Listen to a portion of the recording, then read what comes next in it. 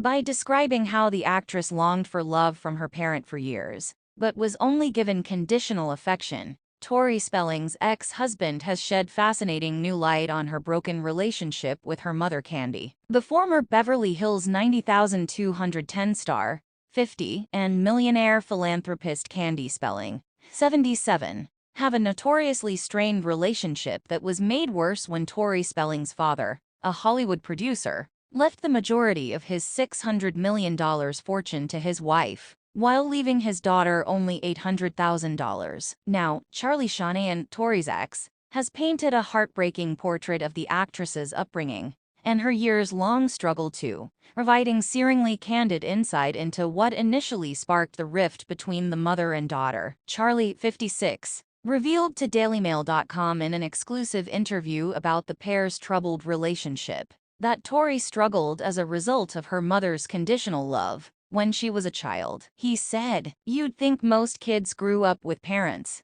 especially moms who just have unconditional love. Although they may be demanding, strict, and difficult to deal with, you know they are inherently good people. There was conditional love for me with Candy, and it felt the same way with Tori," she said. The actor continued, "People have an image of how wonderful her life must have been, especially as a child. I was in a relationship with Tori from 2002 to 2005, and I thought about the assumptions people often made about her upbringing. Yes, in a way, it was wonderful. If you want to be an actor, to be able to appear on shows that your father created, to have snow imported on your lawn for Christmas morning. However, it lacked any cozy feeling." He went on to say that Tori had been more close to her nanny Margaret, after whom it is believed she named her daughter Hattie Margaret. She received a lot of love from her nanny, with whom she remained friends up until Margaret's passing. "That's who she wanted to tell me about when I first met her," he recalled. "She used to describe to me how she used to sleep in her nanny's room. Even though she had a huge room of her own,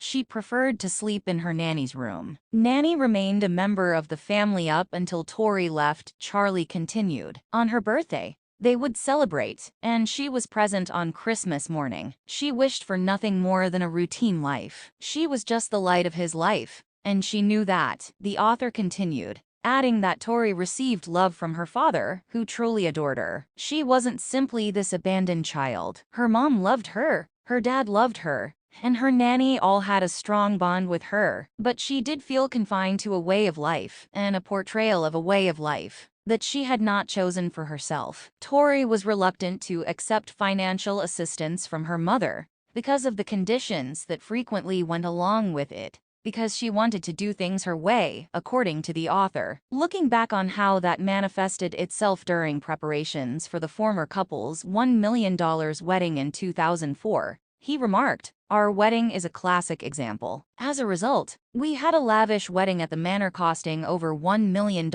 with hundreds of guests, which is absolutely not what we desired. We wanted to wed at this tiny Malibu vineyard on a much smaller scale with fewer guests. We were gradually informed that we needed to follow parental wishes if we wanted their support." The wedding, however, was not what Tori had in mind, because there was a lot of financial control involved. Asserting that she has been fighting for her independence financially, Charlie praised his ex for being able to support herself since she was 15 years old, when her parents first demanded that she make her own way in life. Candy once blamed her daughter's decision to cut contact with her parents for her husband's passing. Candy and Tori's disputes over the years have played out in front of the public through interviews. Candy explained to 94.7 WMAS-FM's Kellogg Crew in 2009, "My daughter one day decided she wasn't speaking to my husband, myself, and my son, and that's how it's continued for the last, oh gosh, 4